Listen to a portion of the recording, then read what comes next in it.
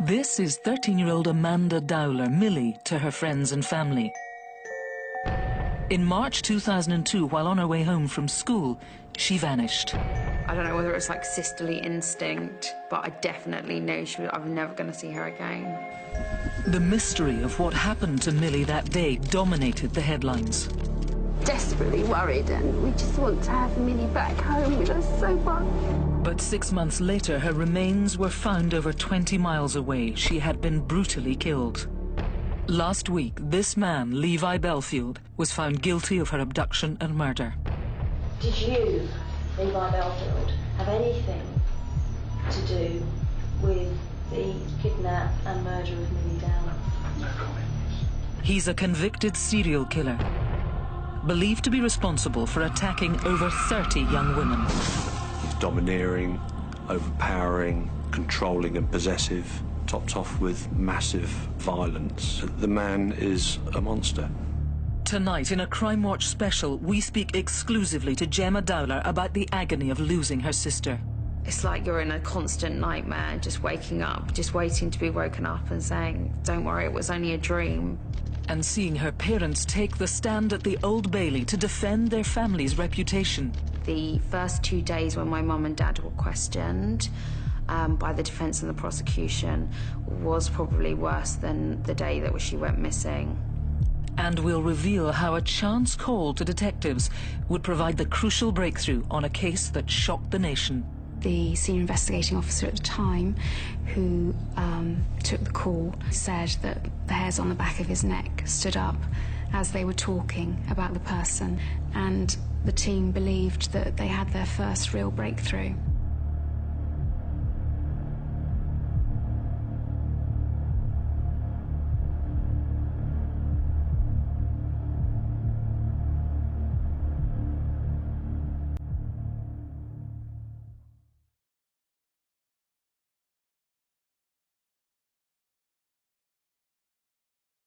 Tell me about your sister. What was she like? She was a vivacious, very friendly, very approachable. She always had a twinkle in her eyes, and she just was an infectious person that everybody wanted to be around. Once you met her for the first time, you automatically wanted to be her friend.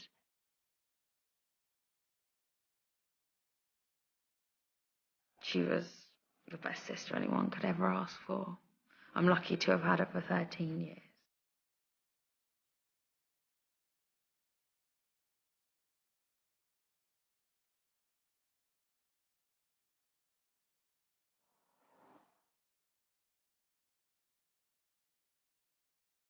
On the afternoon of the 21st of March 2002, 13-year-old Millie Dowler caught the train home from school.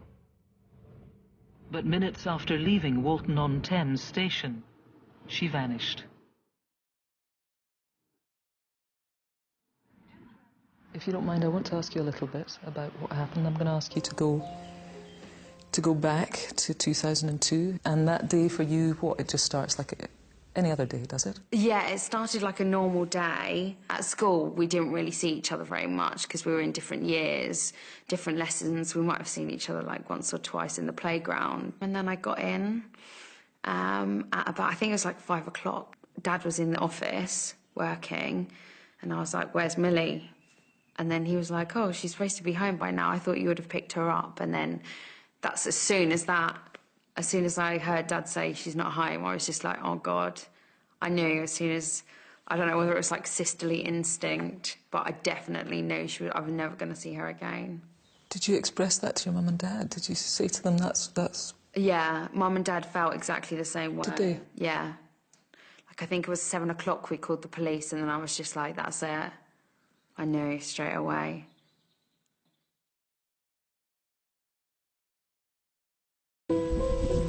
That call would spark one of Britain's biggest ever murder inquiries, involving over 100 police officers. Maria, tell me what you remember of March the 21st, 2002.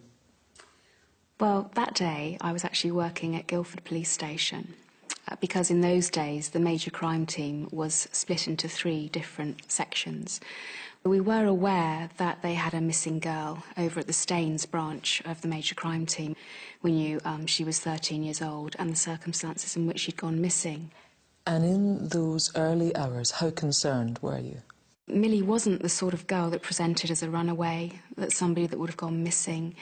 She came from a happy family, a family that seemed to love to have fun, but raised the alarm very quickly that she'd gone missing. So there was nothing to indicate that Millie had chosen to leave home and not tell anybody about it. So we knew very, very quickly, on the 21st, we knew that we were dealing with something quite serious. Millie Dowler was born on the 25th of June 1988 in Walton-on-Thames in Surrey. She lived with her parents, Bob and Sally, and older sister, Gemma, and went to school in nearby Weybridge.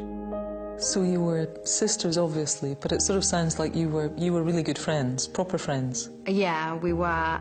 Before she went missing, we were actually sharing the same room, even though we had 2 rooms, because we just got really, really close. We slept in the same room, so we could stay up late and gossip and probably have midnight feasts of sweets that we'd stolen from the fridge. But yeah, I would consider her as one of my best friends. Sweet, kind, generous. If you were down and you've always got that friend, you know that if you could call or, you know, meet up with them, they'll just brighten up your day completely. Yeah, 1 in a million she was. She was beautiful. I don't think anyone can deny that. A fantastic musician, a real people person. She seemed to light a room up when she walked into it, just with her silliness and love for life. Tell me what home life was like. It was really, really nice. Our family is one of those families that's so laid back that if anyone came round, they just come to the house and feel so relaxed. My mum and dad were the nicest people you could ever meet, basically. And I'm so lucky that I have them as parents. I wouldn't have got through any of this without them. On Thursday, the 21st of March 2002, Millie left Heathside School in Weybridge as normal at 3:05. She then walked to the train station with her friend Danielle. CCTV shows the schoolgirls entering the station and on the platform. This is the last time Millie's seen on camera. We'd spoken about the fact that we hadn't had a catch-up in a little while and that it was well overdue, so we decided that we'd walk to the train station together. She was in a really good, playful, fun mood. The 2 of us were bouncing off each other as usual. We got off at Walton. That's not normally the stop that she'd get off at. I said to her, would she like to come off and get some chips from the cafe? And after a bit of banter between the 2 of us, she agreed that she'd come and join me.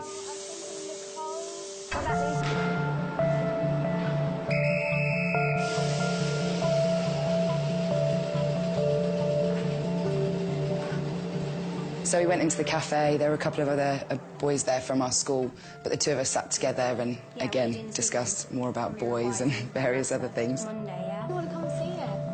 Please don't. Oh, I am now. At 3:47, Millie phoned home. She never had credit, so we borrowed one of the boys that was in the cafe, we borrowed his phone.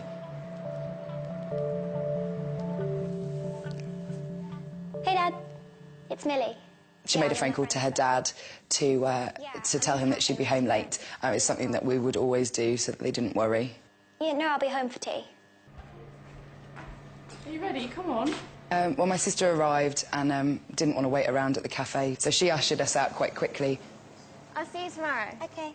I said to her, will you be all right walking home on your own? We were all looked after each other, but we live in a nice area. It was broad daylight. She was walking along a main road. Obviously, I double-checked with her, and the question itself seemed silly. She laughed and just said, don't be ridiculous, I'll be absolutely fine. There was no reason why she shouldn't have been. And that was the last time that I saw her. Millie left the station just after 4, setting off alone down Station Avenue. At 8 minutes past, a friend of Gemma's waiting at the bus stop spotted her.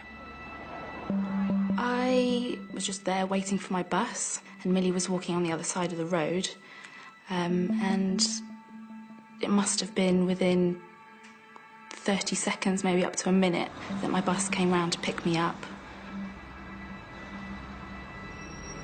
Jumped on the bus and looked out for her, and I didn't see her.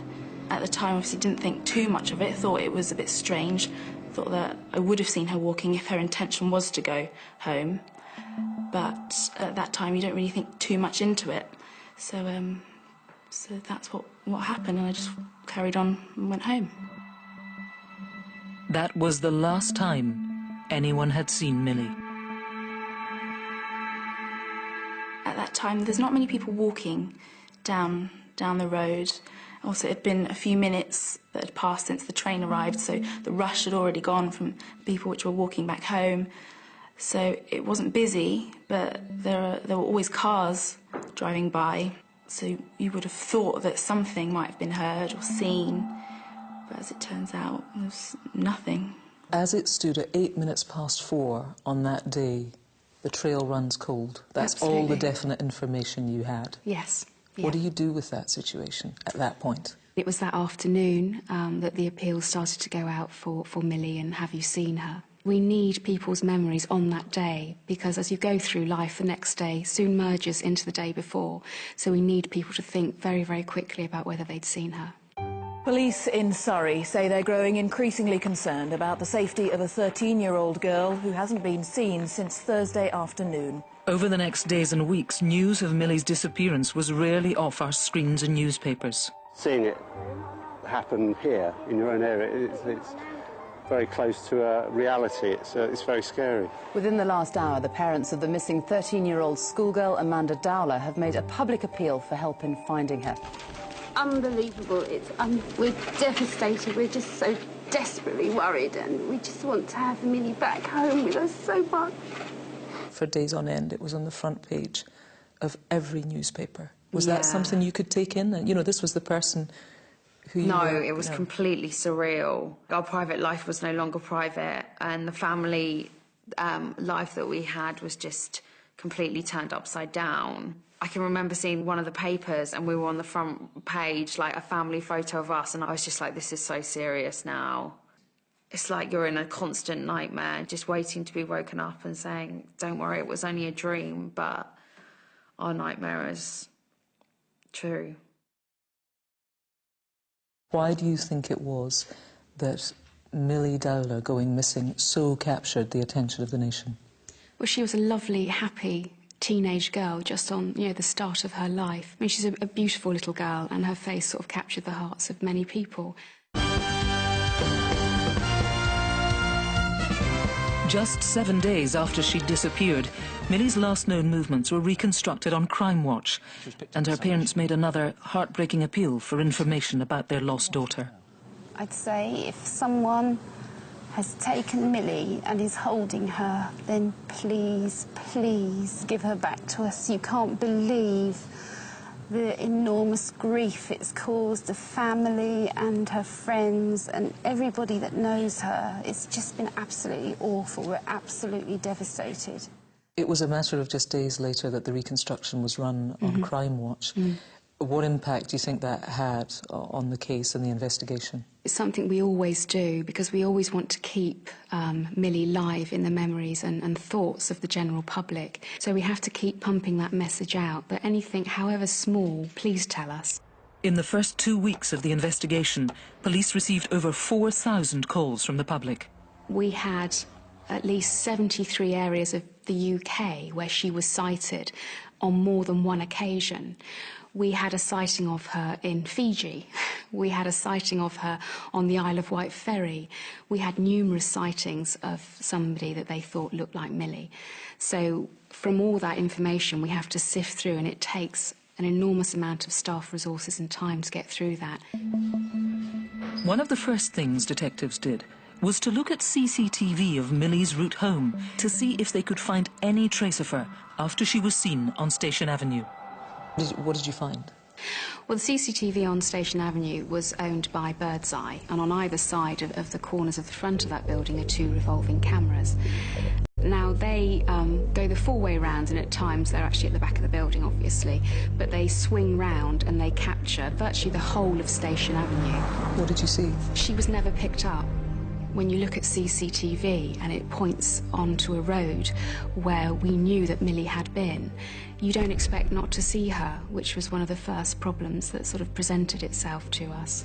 And on that day, it was very sunny and it had been raining, so there's water on the lens, and at points in the revolutions of the cameras, the view is obliterated by the sunlight. So again, you have to do further work to try and look through that sunlight to make sure she wasn't captured.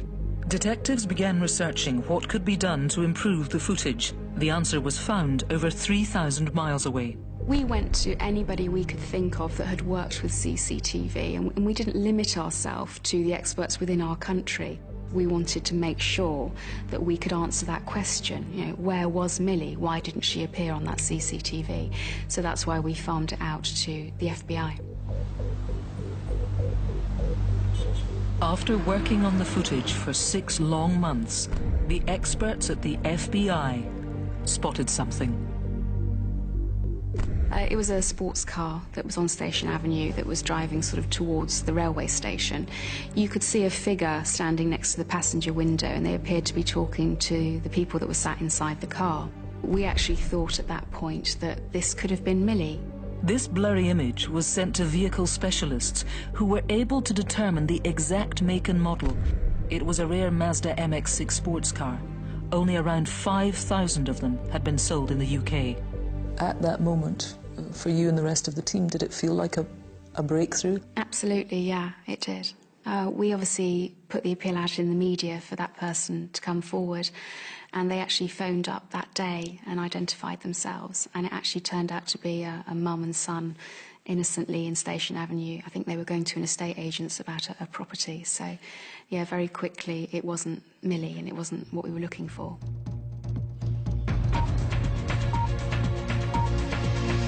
Then, in September, Millie's family received the news that they had been dreading. Police investigating the disappearance of Amanda Dowler have visited Woodland in Hampshire, where human remains were found on Wednesday. 2 people walking find the remains of a body. How do you hear about that? They were a couple that would go mushroom picking. They'd gone in there because it was a perfect area for the growing of rare mushrooms, and they would collect them and sell them. And they'd gone into Walton Police Station to report that they'd found what they believed to be Millie Dowler. Did you go to the site? Yes, I did, yeah, that night. When you walked to the site, did you yourself have a feeling? Yes, I did. I thought that it was Millie. 24 hours later, police confirmed that the remains were those of the missing schoolgirl. She compared the remains found in Yateley Heath Wood yesterday with the dental records of Amanda Dowler. We can now confirm the results of the examination was almost certainly those of the missing Amanda. I was in the house and my mum was in the garden, and then my mum just collapsed, and I was just like, oh my goodness. That was just the worst feeling, because there's absolutely nothing you can do. I can't console her. My dad couldn't console her. All she wanted was Millie back, and no one could do anything to help that. Well, we all did.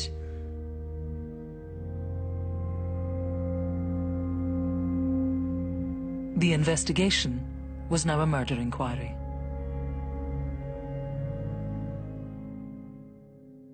Did the post-mortem tell you anything about how Millie had died? It didn't tell us how she died, but we knew that she didn't have any of her clothing and that she had been lain on top of the ground. She hadn't been buried. So we knew it wasn't a natural death. So the area that you found the body in, what could you learn from that? As soon as we found Millie, we got certain experts in to look at the wooded area that she'd been found in. And we used pollen experts and also experts that would be able to tell us about the foliage that had grown up around Millie. And they were able to tell us that Millie had been left there in the actual week that she'd gone missing. So we were able to track back to the week of the 21st. Exactly a year after she had first disappeared, Millie's family could finally lay her to rest. Just unbelievable amount of sadness, but a sense of relief that no one could hurt her anymore. She was safe and we could say goodbye properly.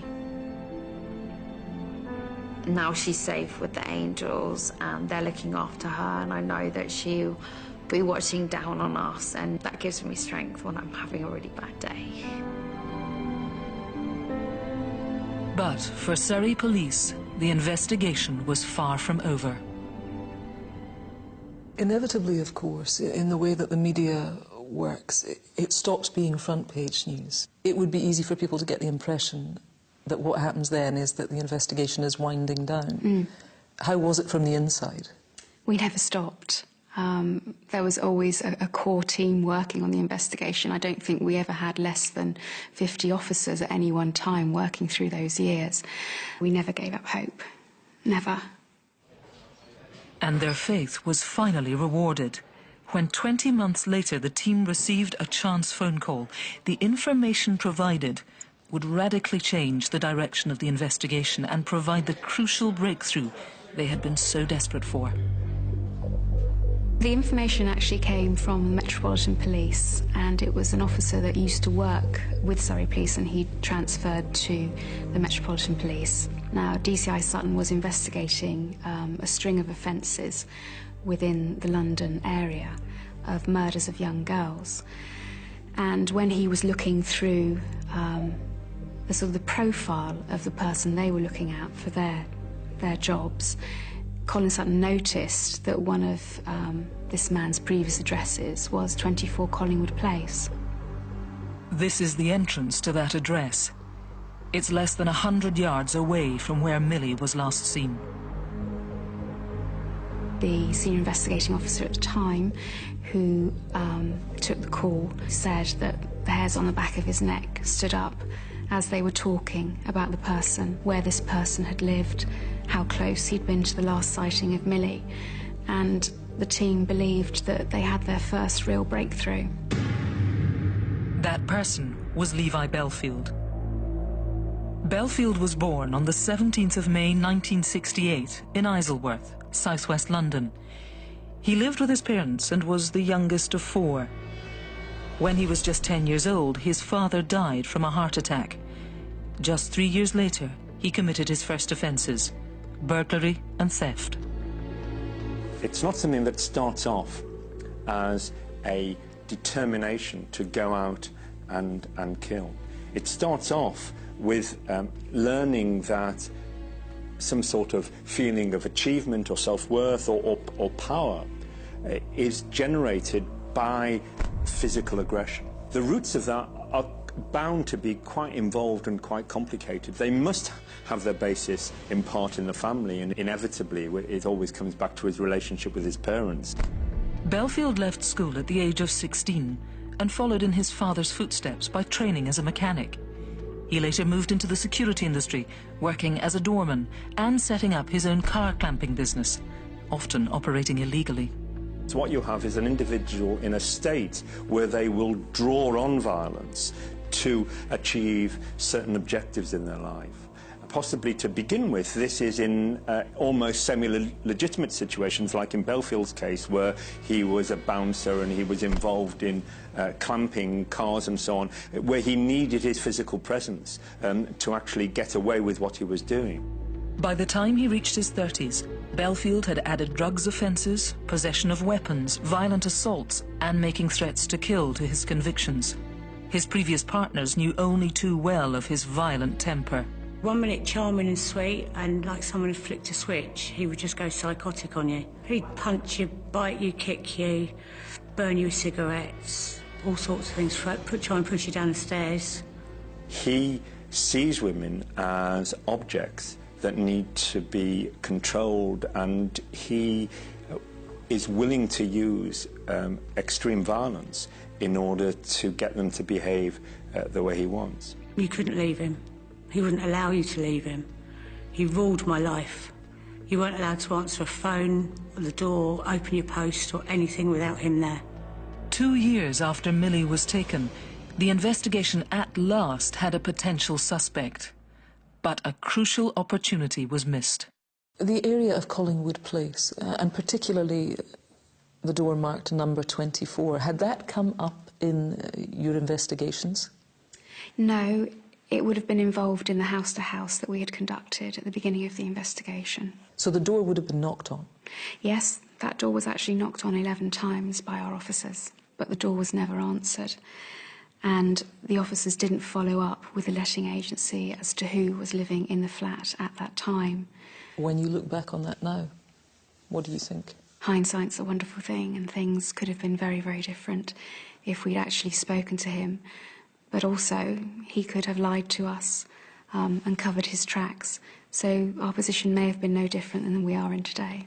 By the time Bellfield came on to Surrey Police's radar, he was already the prime suspect for 2 murders in southwest London and a possible further 30 assaults on women in the area. The Metropolitan Police investigation into the attacks was called Operation Yedis. Yedis started as the investigation into the murder of Amelie Delagrange on the 19th of August 2004 in Twickenham. 22-year-old French student Amelie Delagrange had moved to the UK in 2002. She lived in a bedsit close to Twickenham Green and worked at a cafe in Richmond. Amelie had been out with friends in Twickenham that night. She'd got the bus home, a short distance to Twickenham Green. In actual fact, she missed her stop and didn't get off of the bus until it reached Fulwell. So she walked back down the road, the same road the bus had come along, and will have taken the shortcut across Twickenham Green. And of course, she only reached halfway before she was murdered. Amelie had been hit around the back of the head with a blunt weapon, possibly a hammer. She was found unconscious and later died in hospital. A temporary police station was set up on Twickenham Green to appeal to the public for help. We received a lot of information about males with a penchant perhaps for domestic violence. We were passed over 100 names from members of the public, and one of those was Levi Bellfield. When you first meet him, your immediate impression would be that he's a jovial, wants to be your friend. But that belies the fact that he is an extremely violent individual, particularly towards women. He's domineering, overpowering, controlling and possessive, topped off with massive violence. Bellfield confessed to one of his partners that he hated women and that he had been going out at night looking for them. And at the back of my old house there used to be an alleyway that ran alongside of the train tracks. And once you'd got into the alley, you couldn't get out until you got to the other end. And he told me he used to go down there and wait for people, like try and get a girl on their own. But because there was obviously people coming off trains, there would be quite, too many people, and he wouldn't be able to actually get one on his own, and it used to infuriate him. As part of the investigation into Amelie's murder, detectives also looked at other unsolved attacks in the area to see if any had the same profile. On the 4th of February 2003, 19-year-old Marsha McDonnell was killed on her way home in Hampton, southwest London. Like Amelie, she had received a fatal blow to the back of the head, inflicted by a hammer-like weapon. And that wasn't the only connection between the attacks. There were clear similarities between the attacks on Amelie and Marsha. They're both of a similar description. They were late at night, they were both alone, they'd both got off of a bus. The fact that they both received such severe injuries to their head, you have to say, well, it could be the work of one man. Another attack just a few miles away in Isleworth seemed to demonstrate the extreme violence this man was capable of.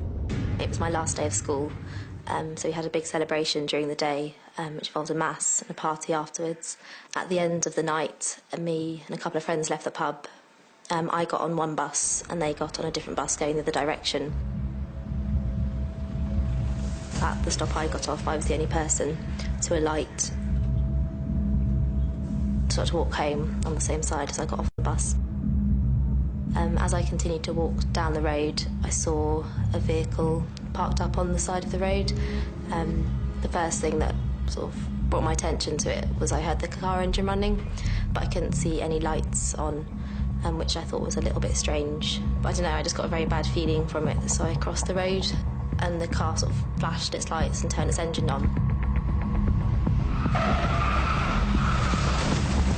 I do remember feeling the impact, just being completely winded. When it first hit me, just I don't even know if I made any sound, I think barely. It then sort of reversed straight back over the same area until it was completely over my body. I just felt completely crushed, like as if you were in a vice, but instead, it was a car on a pavement. And where does it hurt? Everywhere. The car stopped and took me out. Yeah. But then me again. She ran over me. He ran over you again? Yeah. So he ran over you twice? Yeah. And I really hurt. Amazingly, Kate made a full recovery and was able to describe in some detail the vehicle which ran over her. It was a white people carrier with blacked-out windows, and the passenger side wing mirror was broken. We found that the CCTV that was available showed a white people carrier following the bus. We also see from the CCTV after Kate's attack that the white people carrier speeds away from the scene. The CCTV footage was sent to imagery experts who were able to identify the vehicle as a Toyota Previa. Bellfield owned this at the time of Kate's attack. It matched her description, even down to the damaged wing mirror. And when detectives viewed CCTV of Amelie and Marsha's journeys home, a terrifying pattern emerged. In both cases, vehicles could be seen targeting the women.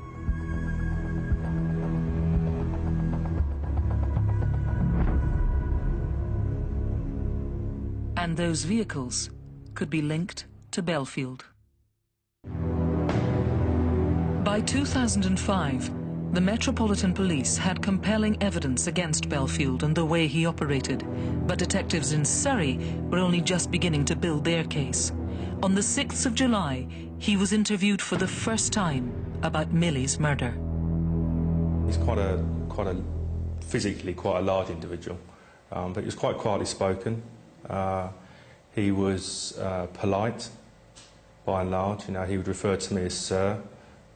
I think it's very important not to be intimidated in any way. But yes, always in your mind, you know that you're interviewing a very dangerous individual. Part of our strategy is to ask the question that everybody wants to ask Levi Bellfield. Did you, Levi Bellfield, have anything to do with the kidnap and murder of Millie Dowler? No comment. We gave him many opportunities to stand up and say, look, I'm an innocent man, I'm not responsible for doing this. You didn't deny it? No comment. You didn't say, it's not me? No comment.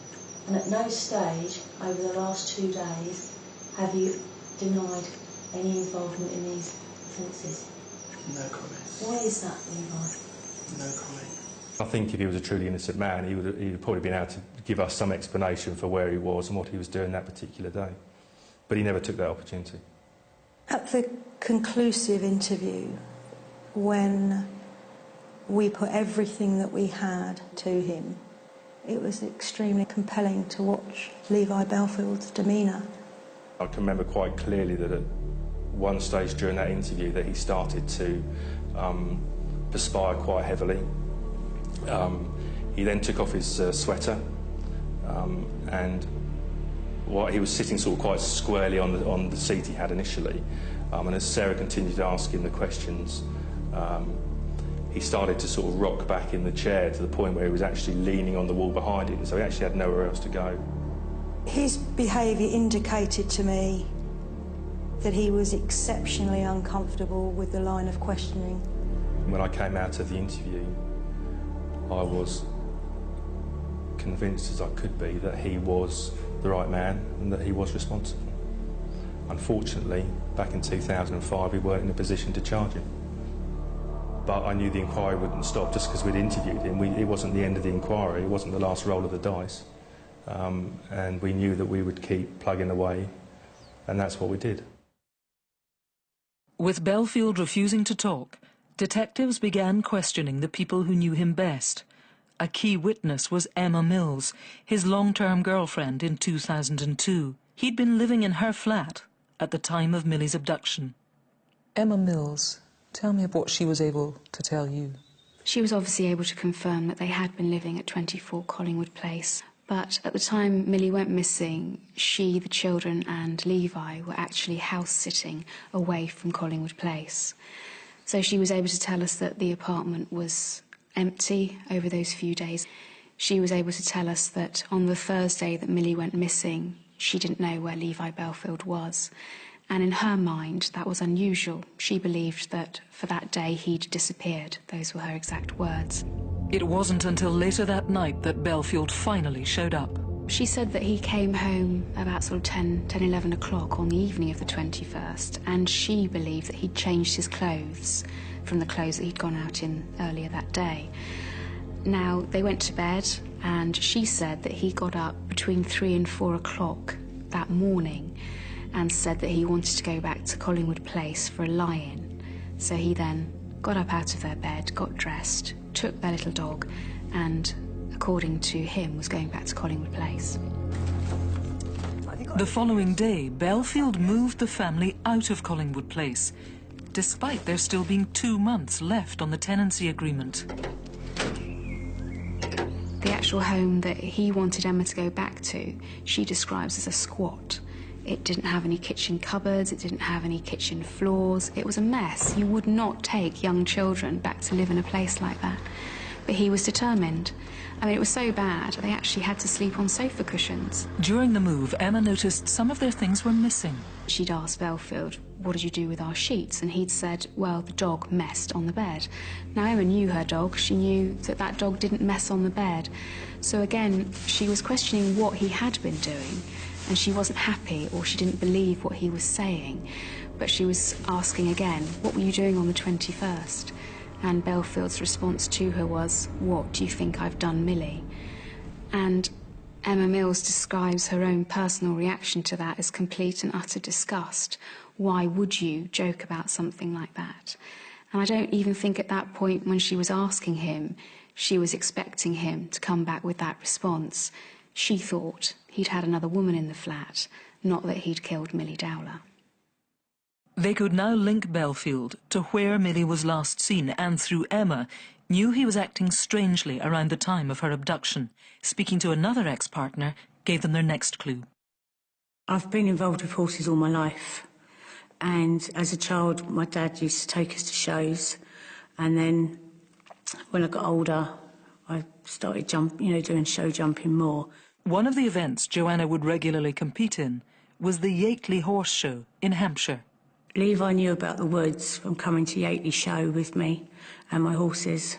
He came probably 5 or 6 times with me, and then we'd walk our dogs probably about the same amount of times, 5 or 6 times, around the common in the woods. Detectives asked Joanna to show them where the couple had walked. Without realising, she led them to the area where Millie's remains had been discovered. You can't understand his mentality, because his pleasure is other people's pain. That is how he works. But why would you want to do that sort of thing to a young girl? The evidence against Bellfield was mounting up, but they still needed to prove he'd been on Station Avenue at the time of Millie's abduction. Again, Emma Mills was able to help. We obviously spoke to Emma Mills at great length, and we basically started to unpick their lives. We wanted to know everything about them, and From our conversations with Emma, she told us that at that time they had a red Daewoo Nexia, which Levi had possession of on the 21st of March 2002. OK, and what did you do next? We went back to the bird's eye CCTV and we looked to see if we could see that vehicle in Station Avenue at the time that Millie went missing. And they found this. It's a red Daewoo Nexia, turning off the street leading to Collingwood Place. The time is 4:33, just 25 minutes after Millie was last seen.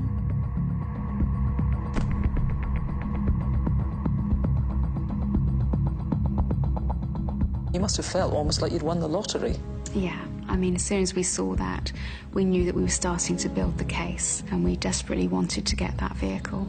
But Bellfield had reported the car stolen just 8 days after Millie's abduction. How did you feel when you found out that Bellfield had reported that that car was missing, possibly stolen? We were absolutely gutted that we couldn't get that car and have a look at it, because forensically for us, that could give us some evidence which would link Bellfield to Millie Dowler. Did you believe it? No. No, we didn't believe it had been stolen. Despite exhaustive searches, the Daewoo was never found.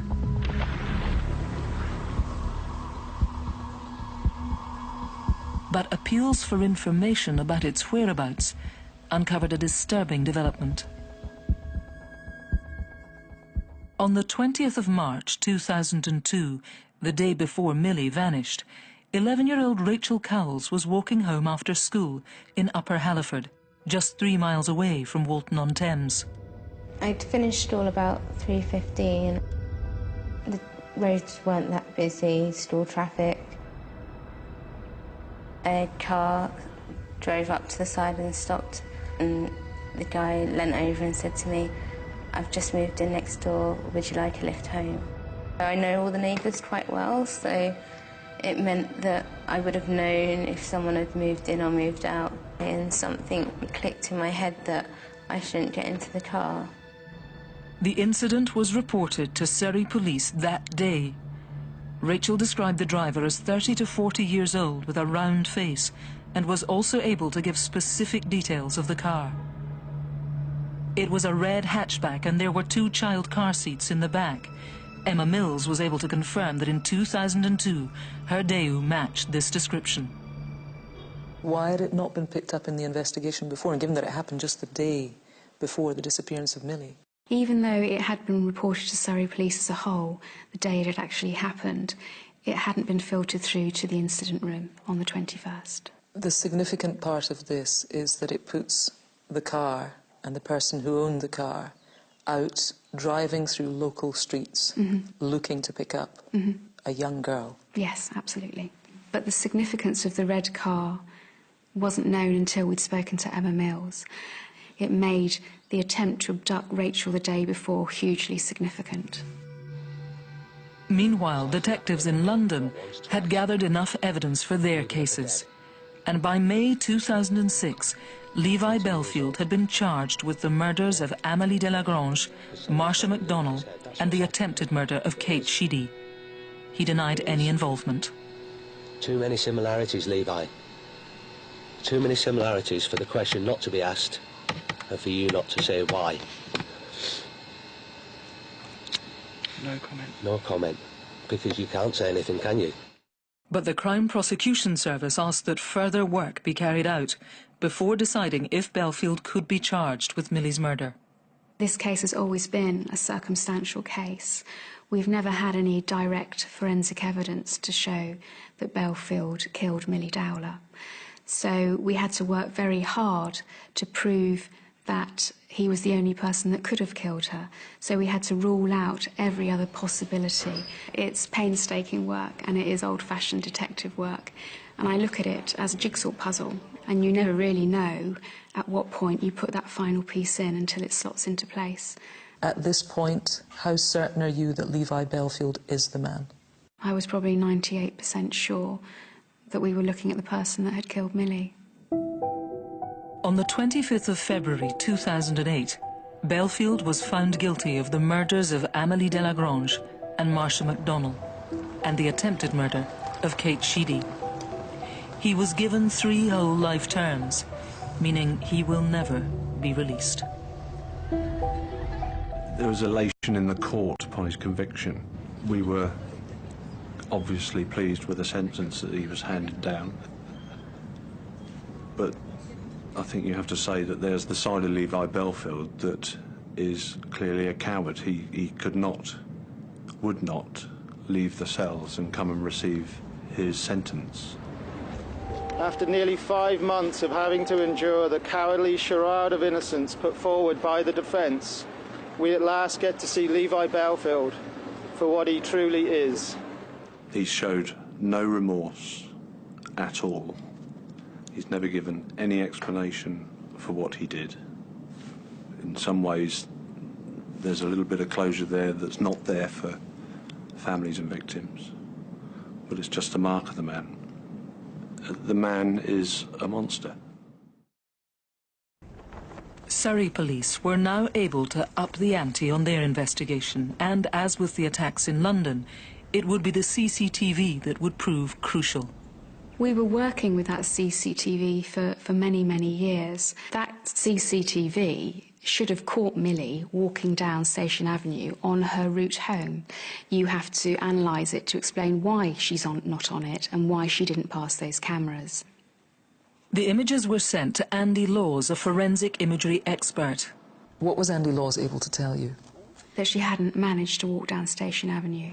And I sort of asked him to tell me how he could be so certain that she didn't walk across the road and walk down the other side. Because when you look at the side where the cameras were, they would have looked across the road, and obviously there would have been vehicles passing, there were trees. So could they have obliterated the view of Millie as the CCTV camera rotated?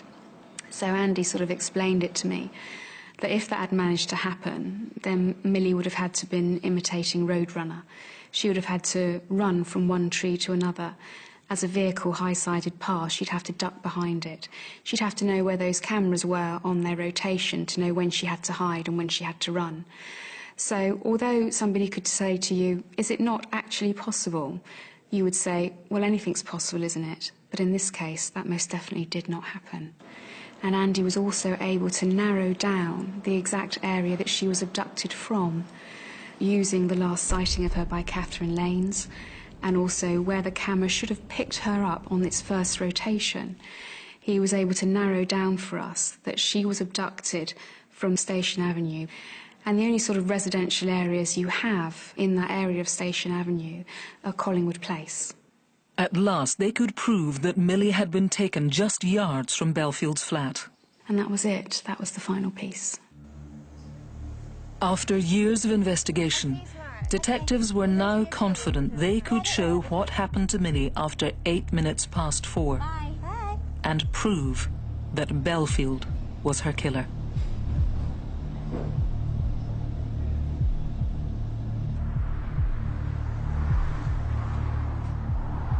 We believe that she was seen by Catherine Lanes as she left the railway station, and something caused her to cross the road. We don't know why Millie crossed the road. But Bellfield was waiting, hidden in the hedges between Station Avenue and Collingwood Place, and he saw Millie walking alone.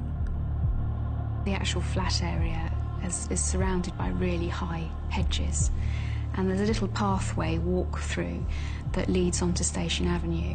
I've stood there myself, and you are completely shrouded by the bush fencing so that people can't actually see you standing there, and you get a perfect view of Walton Railway Station and the people coming and going about their daily business.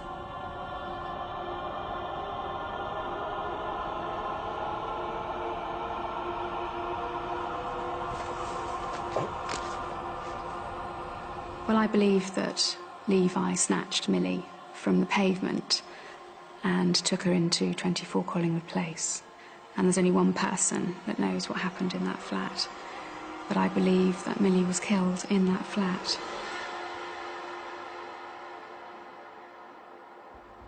Just 25 minutes later, At 4:33, Bellfield leaves Walton-on-Thames in the Daewoo.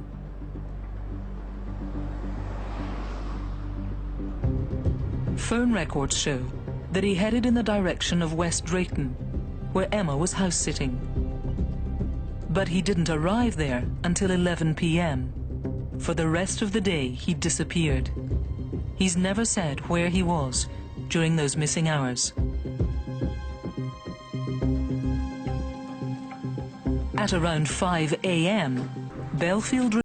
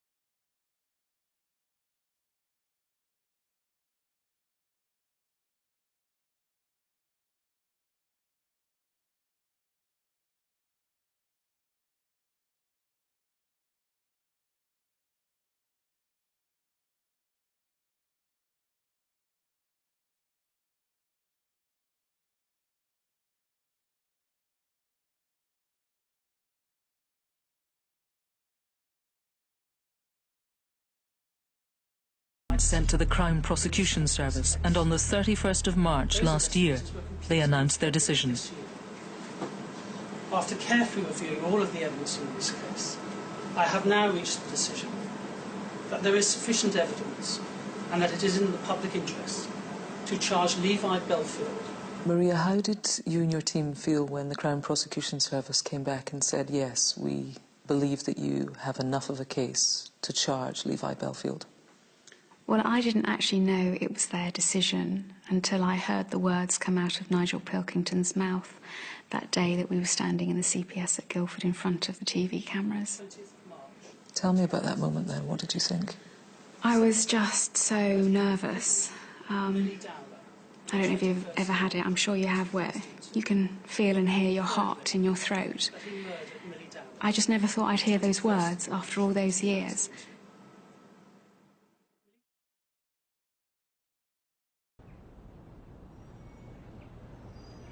Eight weeks ago, the trial began at the Old Bailey. Bellfield refused to take the stand, instead turning attention towards Millie's parents.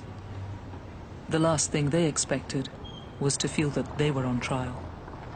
The first 2 days when my mum and dad were questioned by the defence and the prosecution was probably worse than the day that she went missing. It was that extreme. It really was. It was so hard because we weren't allowed to be together, and I wanted to support my dad and my mum, and I couldn't because we were all witnesses. And you just can't explain how horrific it is in that courtroom until you are actually in there. It's so stressful. How are your mum and dad now? My mum and dad are really, really strong people, so they've struggled, especially my dad. And the hardest thing is I can't make it better and I can't help them. And I know they feel exactly the same way about me. During the trial, Bellfield tried to deflect blame by suggesting that Millie had been an unhappy teenager who had run away from home. How difficult has that been during the court case? To hear somebody described at times and you think, I don't even recognise that person that they're talking about. Extremely, extremely difficult. That was one of the hardest things. They did just drag her name through the mud, but because I know what our family is like and what her friends were like, no one believed it. No one did, and everyone thought exactly the same thing. Like, she was a teenager. Teenagers write stupid things. I'm sure there would have been some letters like that from me when they searched the house as well, but they didn't bring those up. And I knew Millie. She loved everyone. She wanted to be liked. No one wants to be disliked. And she was so happy, and she was just such a lovely person. I feel like my heart's been torn out, and it's just, especially over the trial, I feel like it's just been trampled on. But I've just got to keep remembering that the Millie that I know wasn't how everyone's portrayed her in the media. She was the best sister anyone could ever ask for. Last week, Bellfield was found guilty of abducting and murdering Millie. The verdict was unanimous. However, the jury was discharged without deciding if he had also attempted to kidnap Rachel Cowles.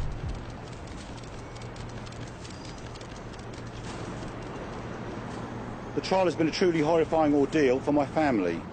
We've had to relive all the emotions and thoughts of 9 years ago when Millie first went missing and was then found murdered. During our questioning, my wife and I both felt as if we were on trial. We've had to lose our right to privacy and sit through day after harrowing day of the trial in order to get a man convicted of this brutal murder. For a mother to bury her child in any circumstances is truly agonising. But to bury your child when you know she died in such an appallingly awful way is terrible. A day does not pass when we do not think of her and the life that she might have led. What has it meant to you to see Levi Bellfield convicted of this crime? Justice.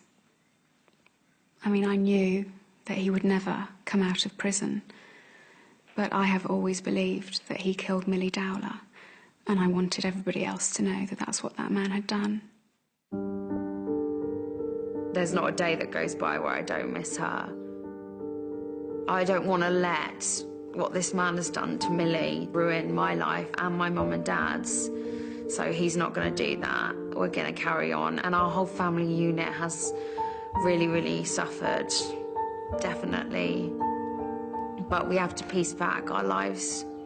Otherwise, she would be upset. She would want us to carry on. It's time to move on to another chapter of my life now. And I can just remember her as my sister, not Millie Dowler, the missing girl from Wootton-on-Thames.